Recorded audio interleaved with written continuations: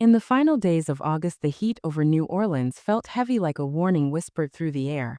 And people said a storm was coming, but storms had come before and life had always found a way to keep moving, though this time something felt different, something darker, something that made even the bravest hearts pause for a moment and listen to the distant rumble far beyond the horizon. Inside a hospital just outside the city, a nurse named Evelyn Carter moved through the hallways with the calm focus of someone born for moments of pressure. Her steps soft, her voice gentle, her presence a steady light in a place filled with people who could not leave, people whose lives depended on the hands of those caring for them. She checked charts, smiled at patients, soothed fears, and reminded her team that everything would be all right, even though she herself felt an uneasy tremor deep inside as the sky began to shift into a gray that promised destruction. When Hurricane Katrina finally struck, it did not arrive as a storm, it arrived like a force determined to break everything in its path. The winds screamed, the windows shuddered, the walls trembled, and the rain hit the building like fists pounding without mercy. Power lines snapped, transformers exploded in flashes of blue, and hospitals all across the region began losing the one thing they depended on the most: electricity. The lights inside Evelyn's hospital flickered once, twice, and then died, leaving behind an unnatural silence before the emergency backup generators kicked in with a low groan that vibrated through every floor and every room. She felt the fear rising in her chest, but she pushed it down with discipline and compassion, and told her team to stay steady, to breathe, to move one patient at a time, one problem at a time. Hours passed and the storm worsened. Water surged through the streets, swallowing cars, rising against buildings, turning familiar roads into dark rivers. The hospital sat on slightly higher ground, but no place was high enough for what was coming soon. The first floor was flooding, water creeping under doors, reaching electrical outlets, drowning everything in a thick, murky tide.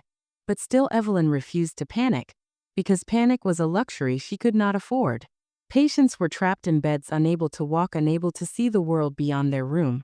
And all they had was the reassurance in her voice, the warmth in her hands. She moved from room to room, speaking softly, holding on to the humanity that disasters tried to take away. She told an old man that he was safe. She told a young mother that her child would be protected. She told a woman in a wheelchair that she would not be left behind, that no one would be left behind, not while she was there, not while breath still lived inside her body. Then came the moment every nurse and doctor dreads. The generators began to fail one by one, going silent with a final shudder, until the hospital sank into darkness, the kind of darkness that steals your breath and makes every heartbeat feel loud enough to echo through your bones. Machines powering ventilators struggled, batteries drained, alarms rang through the halls, and without power many of the patients could not survive long. Evelyn's hands shook for the first time that night, but she steadied them with a quiet inhale and called out to her team, gathering them in a hallway lit only by the faint glow of flashlights and dying exit signs. She told them, "Tonight we do not give up, tonight we stay together, tonight we fight for these lives because they cannot fight for themselves." And the team nodded, some with tears in their eyes but all with courage in their hearts because they believed in her.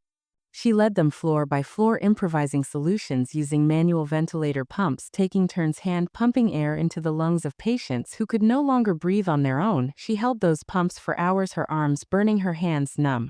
Yet she never stopped. She whispered to the patients as she worked, telling them stories, telling them they were not alone, telling them to stay with her, because help would come, because dawn would break, because hope was something they could still hold on to even in the middle of collapsing walls and rising water.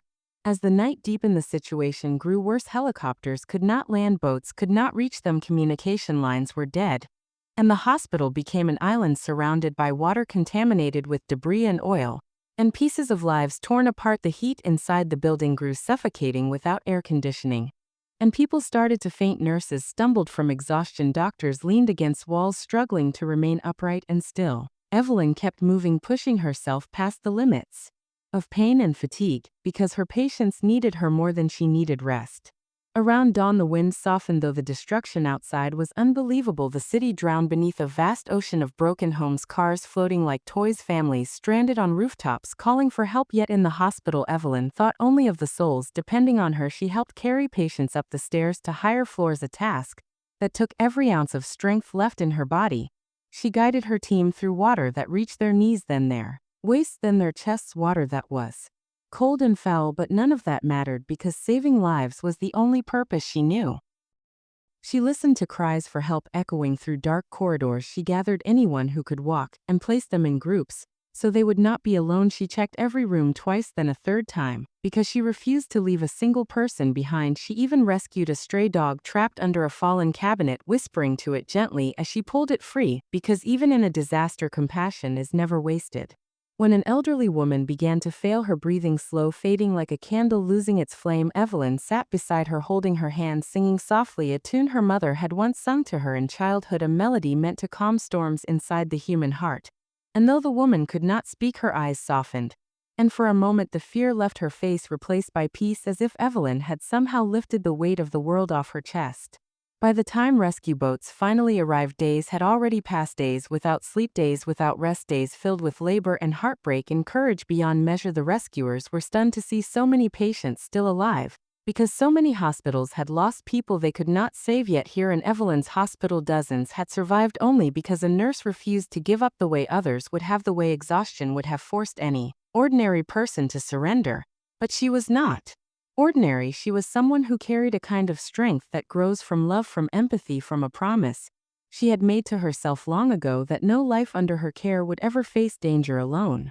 When the last patient was finally lifted onto a rescue boat, Evelyn stayed behind one moment longer, looking around at the battered walls, at the soaked floors, at the place where she had fought with everything she had. She pressed a hand to her chest, feeling the ache in her body, the exhaustion in every muscle, yet also feeling something powerful, something luminous, the knowledge that she had kept her vow.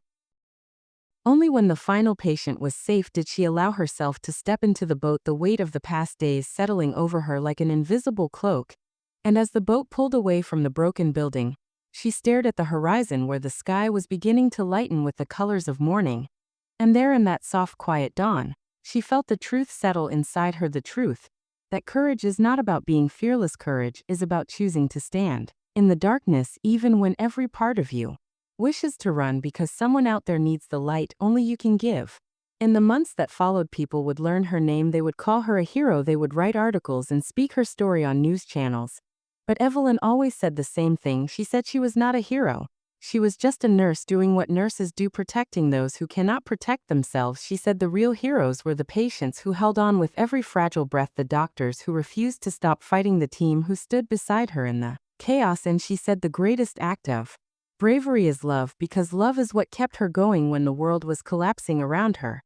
But the truth was deeper than she ever admitted. The truth was that without her, dozens would not have survived the storm. Without her presence, without her strength, without her hands that never stopped working and her heart that never stopped caring, all those lives would have been lost in the dark echoes of Hurricane Katrina.